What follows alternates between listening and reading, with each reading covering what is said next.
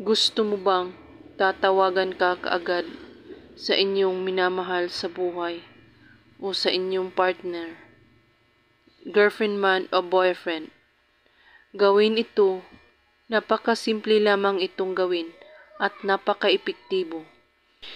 Ihanda mo lang ang isang dahon ng laurel, kandila at ang inyong cellphone. Isulat mo sa dahon ng laurel ang pangalan niya ng 3 beses at ang kanyang kapanganakan. At pagkatapos ay hawakan mo ang dahon ng laurel at iisipin mo siyang mabuti at siya lang ang tumatatak sa iyong isipan. At pagkatapos, banggitin mo ito ng paulit-ulit. Tatawagan mo ako ngayon na mismo. 3 beses mo ito ulit-ulitin habang nakahawak kayo sa dahon ng laurel.